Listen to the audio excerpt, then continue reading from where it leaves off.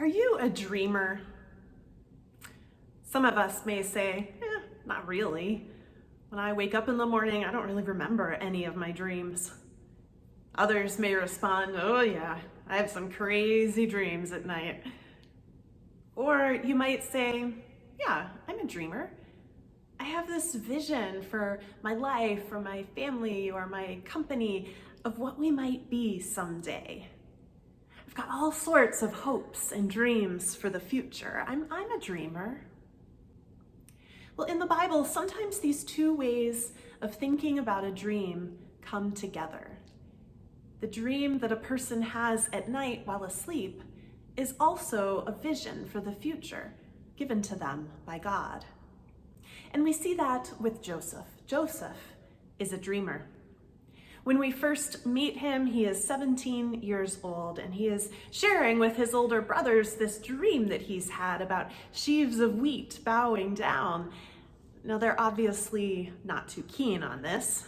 The idea of their spoiled little brother lording over them does not sound good to them, not one bit. Their resentment grows to the point where one day when they're in the fields and they see him coming, they say to one another, "Here comes the dreamer. Come now, let us kill him, and we shall see what will become of his dreams." What will become of these dreams? You know, Joseph's dream wasn't just a bratty kid bragging about how he would someday rule over his brothers, although it was a little bit that. That's not all that it was, though. This was also God's dream. In Joseph's dream with the wheat, it wasn't just about the brothers bowing down to him. It was about the whole family surviving and thriving. They didn't know it at the time, but there was a famine coming. Joseph's dream about abundant sheaves of wheat in the field convey that there will be enough for their family. Their family will survive. God's dream is about abundant life flourishing. And really, that's God's dream for the whole world, isn't it? The Bible uses a term called shalom, an ancient Hebraic concept that we sometimes translate as peace, but it actually encompasses not just peace, but wholeness, goodness, flourishing for all of God's beloved. Shalom is God's dream for the world as it should be. Pastor, author, and peacemaker Oshida Moore talks about how shalom is what happens when the love of God pulls us out and says, I see you. You are beloved, and you are enough. And we are made whole, and then we turn around and we make the world whole. When we live into shalom, we are creating goodness all around us. We saw shalom in the garden with the first humans as they were surrounded by beauty and abundance. We saw shalom in God's promise to Abraham and Sarah that they would be blessed to be a blessing to all people. But as we've already seen these past few weeks, God's promise is carried out by imperfect, flawed people. Jealousy, rivalry, bitterness, hatred invade this chosen family, from Isaac and Rebekah to Esau and Jacob's wives, and then to Jacob's children. Now, Jacob's obvious favoritism of Joseph is not a very good setup for shalom. Indeed, resentment grew among the brothers as Joseph tattled on them and received this elaborate fancy coat and then shared this dream that he said he'd have power over them, and that was just too much. The story repeats that they hated him. They hated him even more. They hated him even more in this growing crescendo of brokenness and pain and disconnection. They wanted no part of this dream. Joseph's brothers eventually ceased to see Joseph's humanity. They saw Joseph as the enemy. They had to kill the dream. Here comes the dreamer. Come now, let us kill him, and we shall see what becomes of his dreams. What will become of God's dreams for God's people? Well, Joseph gets sold into slavery in Egypt, and after a number of ups and downs along the way, he eventually ends up in the courts of Pharaoh because he's such a good dream interpreter. He's put in charge of conserving food during the famine, which was predicted by Pharaoh's dream. And the brothers come to Egypt because of the famine. So that leads to a reunion between Joseph and his family that kind of happens in fits and spurts and with a great deal of agony as all of them start to feel all the feelings about what the brothers had done. Eventually, Jacob dies, and Joseph and his brothers have this final moment together. And the brothers are scared that now that their father has died, Joseph will really have it out for them. And Joseph is faced with a choice. He can take all of the hurt and the pain and the brokenness and the resentment that he has felt over so many years, and he can use it to make them hurt the way they made him hurt. He can look at them as the enemy and he can punish them. Or he can choose to live into God's dream of shalom.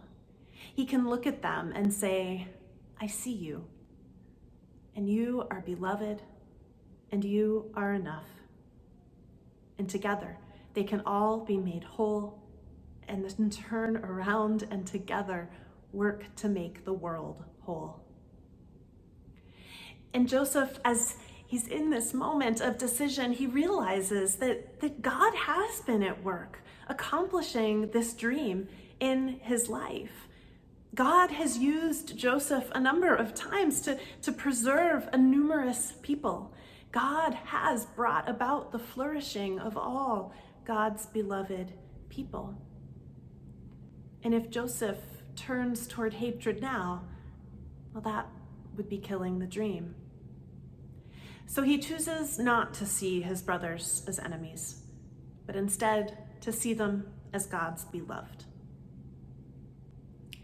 In our crazy world today, sometimes we feel so divided. We feel the pain and the hurt and the brokenness of separation. Especially as we approach the election, it seems like the dividing lines are getting deeper. And it's becoming easier to see the people on the other side as the enemy and not as God's beloved. Moore says, when someone becomes our enemy, we strip them of their humanity. We take away that essential imago Dei, that image of God that is in them. Because when we do that, that makes it so much easier for us to hate them and tweet terrible things at them. I don't think any of us, myself included, are exempt from this. It's part of the brokenness of the human condition. We all have enemies. Even if it's simply that neighbor down the street who has signs in their yard that we don't agree with, and we sometimes think not so nice thoughts as we drive past those signs. And so we're faced with a choice: to live into God's dream of shalom or not. Now, Moore, I think this is interesting, Moore also defines your enemy as the person who is right on the other side of your empathy. Your enemy is the person that you would look at and say, I would never do that, what they did. How dare they do that?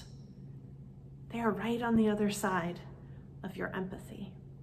Now, just a reminder of what empathy is. There's sympathy, which is looking at somebody and saying, oh, I feel bad for you. Empathy is looking at somebody and saying, I will identify with you. I will understand where you came from. And so when we hear Jesus call to love our enemies, one place to start is by cultivating our empathy, trying to understand the other person's story. This doesn't mean letting them off the hook for the bad things they've done, but it is creating space to see the other person as a beloved child of God who is just as much in need of God's shalom, God's wholeness, as we are. So, for example, as we look at Joseph's brothers, on first read of the story, it's easy to think, gosh, these are terrible people. Who would plot to kill their own brother, no matter how annoying he was? But if we can try to understand their story, we just might find some empathy. What might it feel like to know that your parent doesn't love you as much as your sibling? To crave the love and attention of your parent and know that no matter what you do, it will never be enough. To grow up knowing that you are not as valued in the same way as somebody else. The pain of that can be deep and intense. So while it's still totally not okay that they threw their brother into a pit and sold him into slavery, we can at least understand why they were so desperate for something in their situation to change and to feel like maybe they needed to be the ones to do something about it. That is empathy. That is restoring the humanity and the belovedness of the other person who we may want to see as an enemy. That's the place for hard conversations that lead to better connections and to healing and to wholeness. That's the beginning of living into God's dream of shalom. As our country continues to have hard conversations about mask wearing and the Supreme Court and Breonna Taylor and climate change and all these things that we have to disagree about right now, let us remember that the point of these hard conversations is not to win over our enemies, those people on the other side. The point for us as Christians is to cultivate shalom, wholeness and peace and justice for all of God's creation. Which means that sometimes the work of shalom looks and feels disruptive.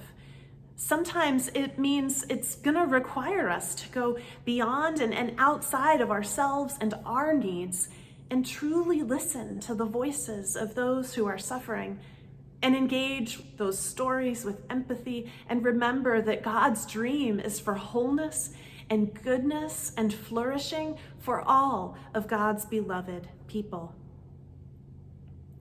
It is hard, holy work to cultivate this kind of love and shalom. There's a certain amount of vulnerability that goes along with loving those who either have or may hurt us. And perhaps nobody embodies that better than Jesus on the cross. He came to earth as the Prince of Peace, and the world said, "Here comes this dreamer. Come now, let us kill him." And he could have lashed out. He, on the cross, could have said, "You don't deserve the grace I came to give." But instead, he said, "Father, forgive them, for they know not what they do." And 3 days later, the whole world saw what became of his dreams as new life burst forth from the tomb and said, "I see you. You are beloved. You are enough. You are made whole." We can trust that that very same Spirit that was with Jesus then is with us now, saying, "I see you. You are whole. Now go and make the world whole."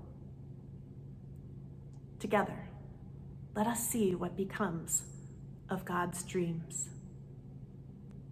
Amen.